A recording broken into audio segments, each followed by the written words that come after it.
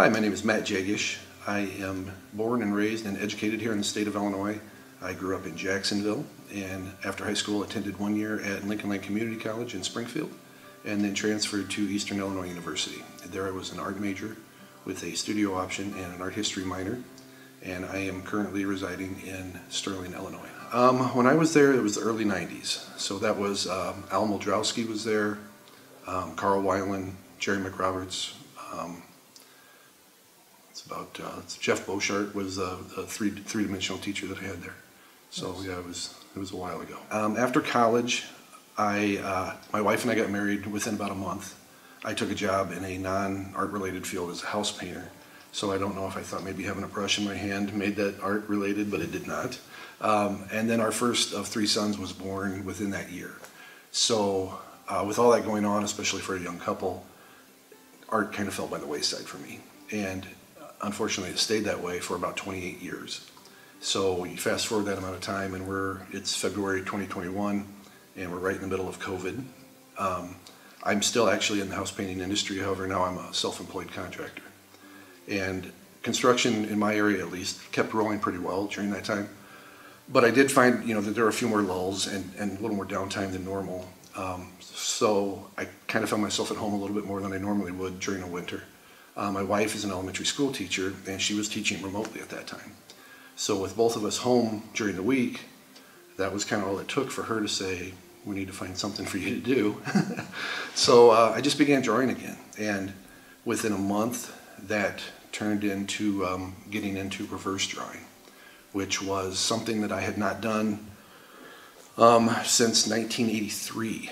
I had this one particular middle school art teacher who was really great about individualizing assignments per student. And he just came in one day and gave me a piece of black paper and a white crayon and handed me a portrait and kind of explained the process of reverse drawing. And once I got my 13-year-old head wrapped around that, I did it and I loved it, and then never did it again for some reason. I don't know why. Through all of the art classes through high school and college, it just never came up.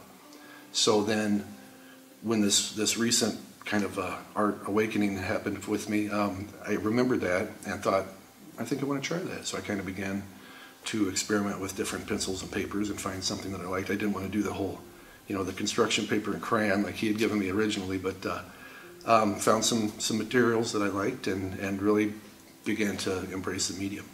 A lot of people that I've spoken with have, they might have been involved to a degree with art before COVID, and then once COVID came and everybody was kind of looking for something to fill that time with, it's amazing how many people I've talked to that have kind of had a real similar story.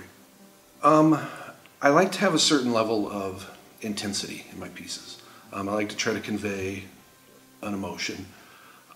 That tends to draw me towards portraiture, whether it's human or animal. I don't do that exclusively, but I find myself kind of heading back that direction because really, in my opinion, it's hard to find anything as expressive as a face. And trying to capture that essence of that and that feeling of your subject is a challenge, and I strive to be able to do that and to convey that to the viewers of the piece.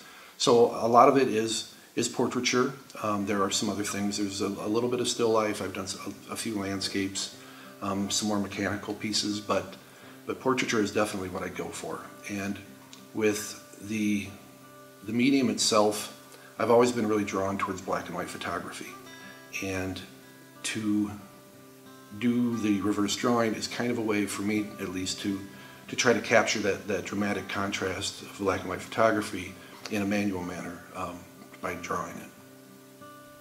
I know that obviously what I do is realism, so there is a degree of, basically I'm a 240-pound copy machine.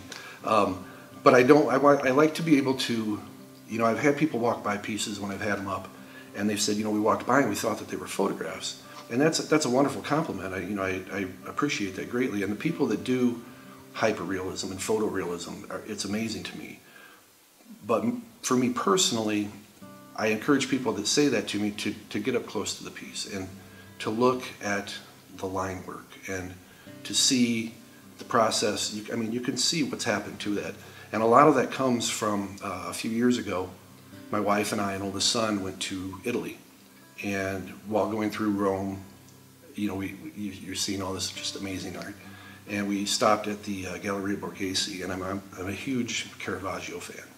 And there, you know, on the wall, inches away from you, is a Caravaggio. And you've only seen the pictures in books, and you get up there and you can see brushstrokes, you see the hand of the artist. And to me, that creates, at least it did to me personally when I saw that, it creates a bond, it creates a connection between the artist and the viewer. And while my pieces may look photographic in certain aspects, I think they take on a, I can't say deeper because I'm not trying to down photography by any means, but for me to capture that manually is just it's just a different level.